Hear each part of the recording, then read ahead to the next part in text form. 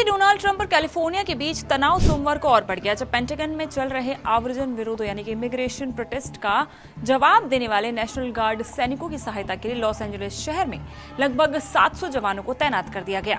इस बीच कैलिफोर्निया ने संघीय तैनाती को लेकर ट्रंप प्रशासन पर मुकदमा करने की तैयारी कर ली, जबकि शहर में लगातार चौथे दिन भी प्रदर्शन जारी रहे। अमेरिका के राष्ट्रपति डोनाल्ड ट्रंप के आदेश पर नेशनल गार्ड कर्मियों ने लॉस एंजलिस पहुंचना शुरू कर दिया है, ताकि क्षेत्र में निर्वाचन अभियान चला रहे संघीय आव्रजन अधिकारियों के खिलाफ हाल में शुरू हुए प्रदर्शनों को रोका जा सके। कैलिफोर्निया के नेशनल गार्ड के सदस्यों को रविवार को लॉस एंजलिस स्थित संघीय परिसर में प्रवेश करते देखा गया, जिसमें महानगर हिरासत केंद्र भी शामिल है, जहां पिछले 2 दिनों में झड़पें हुई हैं। राष्ट्रपति डोनाल्ड ट्रंप द्वारा 12 अफ्रीकी और पश्चिमी एशियाई देशों के नागरिकों के अमेरिका यात्रा पर लगाए गए नए प्रतिबंध सोमवार से प्रभावी हो गए।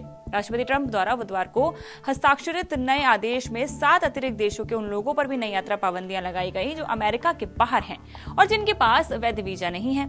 नया प्रतिबंध पहले से जारी किए गए वीजा को रद्द नहीं करता है। जिन देशों पर यह प्रतिबंध लागू किया गया है उनमें अफगानिस्तान, म्यांमार, चाड, कांगो गणराज्य, Equatorial Guinea, Eritrea, Haiti, Iran, Libya, Somalia, Sudan और यमन शामिल हैं।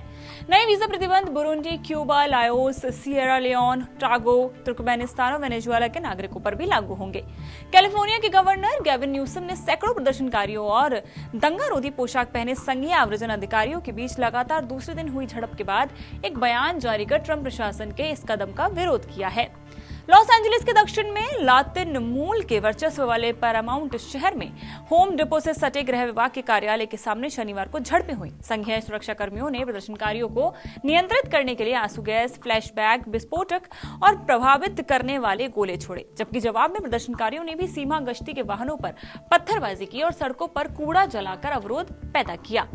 आव्रजन अधिकारियों द्वारा शुक्रवार को की गई छापेमारी के बाद से इलाके में तनाव बढ़ गया है। अधिकारियों लॉस एंजलिस के फैशन जिले और होम डिपो में छापेमारी भी शामिल थी। शहर में एक सप्ताह के दौरान गिरफ्तार किए गए अप्रवासियों की संख्या 100 से ज्यादा हो गई है।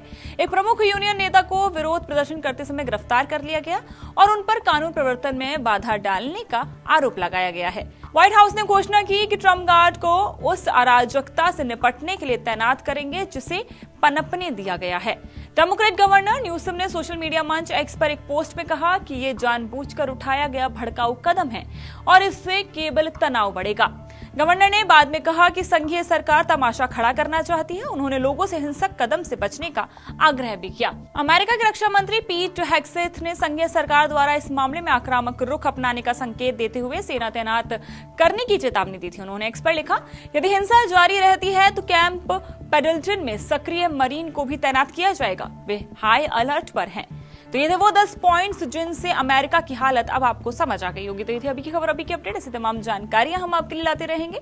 जुड़े रहिए इंडिया टीवी के साथ।